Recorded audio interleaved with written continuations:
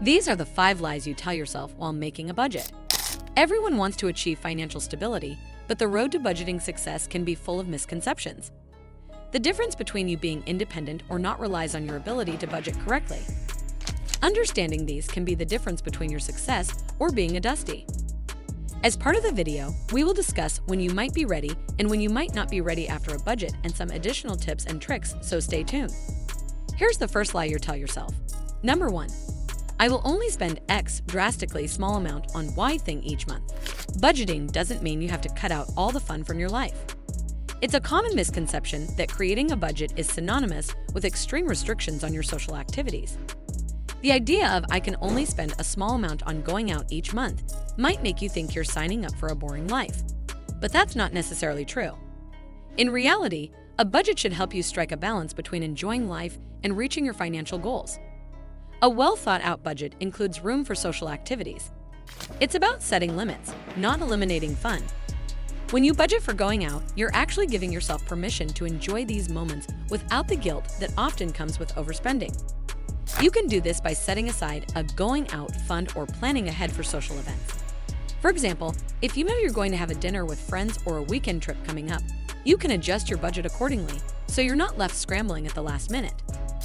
The budget does help you in understanding that if you already went out with friends and that was your priority, that perhaps the next outing you postpone for next month when you gain your budget allocation again.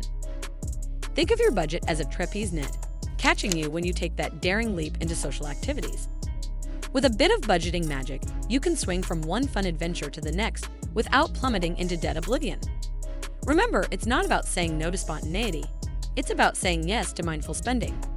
So go ahead, grab that popcorn and enjoy the show. Your wallet will thank you later. If you are liking what you are hearing, please consider liking and sharing with somebody who might get value out of the video. Word of mouth goes a long way to help us grow. Number 2. I'm banning shopping. Budgeting often carries the misconception that you have to stop all discretionary spending, including shopping. The idea that I'm not going to spend any more money on shopping might sound like a solid plan for saving money, but in our opinion, it's BS. It's not sustainable or practical. Falling into the shopping ban trap can lead to a peak in spending when you can't postpone purchases anymore.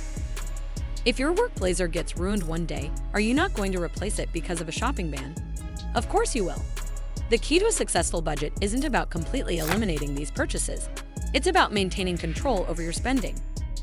A good budget should allow you to enjoy personal purchases without guilt or stress. It's essential to find a balance that lets you indulge in shopping while keeping your financial goals in check. The trick is to set boundaries that keep you from going overboard. For example, you can create a discretionary spending limit for shopping each month. This limit acts as a safety net, helping you avoid impulsive buys that could throw your budget off course. To rein in those shopping impulses, try tracking your purchases. No need for fancy apps. Just grab a pen and paper or whip up a simple Excel sheet. Scribbling down what you buy can shine a light on your spending habits faster than a spotlight on a stage. And here's a fun trick. Implement a 24-hour cool-off rule before splurging on non-essentials. If you still want it after a day, go for it. If not, kiss that impulse goodbye like a bad blind date. Plus, remember the golden rule. Needs versus wants. Needs are like the essentials: food, clothing, shelter, while wants are the sprinkles on your financial cupcake. Focus on needs first and treat wants like little rewards for being a budgeting boss. Happy shopping, savvy spender. Number 3. This is the budget I'm using for the year. When you first set up a budget, it's easy to fall into the trap of thinking it has to stay the same all year. The idea of this is the budget I'm using for the year might suggest that once it's set, you can't change it. But that's not how budgeting works. Budgets should be dynamic and adaptable to the changes that life throws at you. Picture your budget as less of a stone holding Excalibur and more like a rubber band, flexible, stretchy, and sometimes prone to snapping when you least expect it. Imagine getting a new job, moving to a different city, or suddenly facing car repairs. If your budget is as rigid as a knight's armor, well, good luck squeezing into that without a squishy sword and shield. That's why it's essential to treat your budget like a living, breathing document. Give it regular check-ins and adjustments, or else you might find yourself as stuck as King Arthur's sword in a stone. And trust me, that's not a tale you want to tell your bank account. Did you have a similar experience while making your recent budget? Please let us know in the comments below. Regularly reviewing your budget helps you stay on track and adjust to life changes. You might find that you need to reallocate funds from one category to another, or that you have room to increase your savings. It's also important to create an emergency fund to cover unexpected expenses.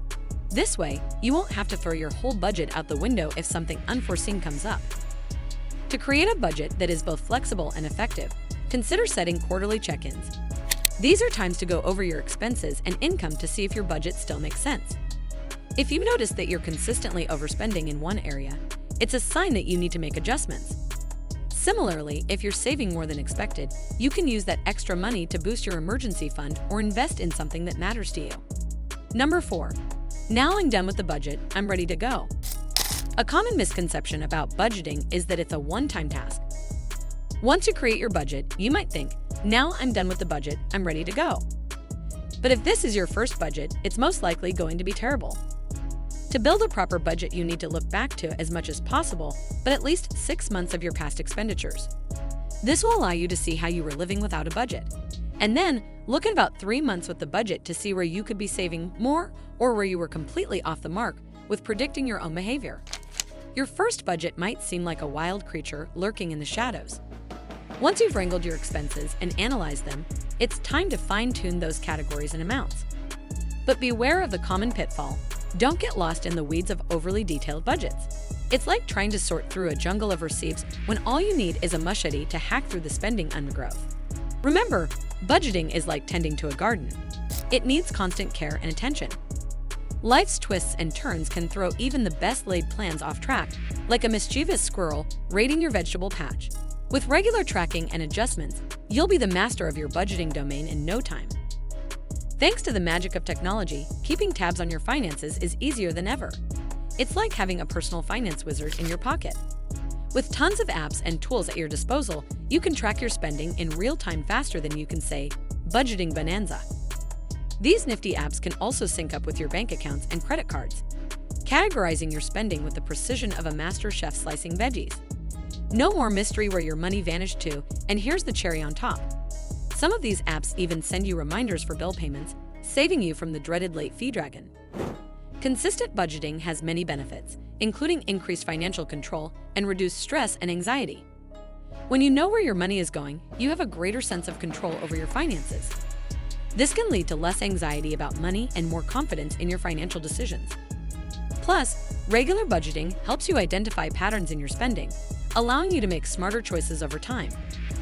Number 5. I'm not the kind of person who can keep a budget. If you've ever sighed, budgeting? That's like asking a cat to do algebra. You're in good company. It's a common misconception that budgeting is only for financial gurus or those with willpower of steel. But hey, let's debunk that myth faster than a superhero outing a villain. Your financial future isn't just about hitting the jackpot or finding a pot of gold. It's about mastering the art of budgeting. Think of it like a superpower waiting to be unleashed. And hey, wouldn't it be awesome if budgeting was a mandatory high school subject? Move over, calculus, we're diving into the real-world math of money management. The first thing to understand is that budgeting can be simple and accessible to everyone. Like most of the important things in life, you don't need to have a degree or be a spreadsheet hero. It's more about finding a system that works for you and sticking with it. The key is to start small and build from there. You might begin by tracking your expenses for a week or two to get a sense of where your money is going. This initial step can help you identify patterns in your spending and areas where you might be able to cut back. Here's another bonus tip. When creating a budget, focus on simple steps and small victories. Instead of trying to overhaul your entire financial life in one go, set achievable goals. For example, you could start by budgeting for your fixed expenses like rent, utilities, and transportation. Once you have that down, you can gradually include other expenses like groceries or entertainment. This approach allows you to build confidence and avoid feeling overwhelmed. If you received value out of this video, please share with somebody who might like it. Thanks for listening and stay financially savvy.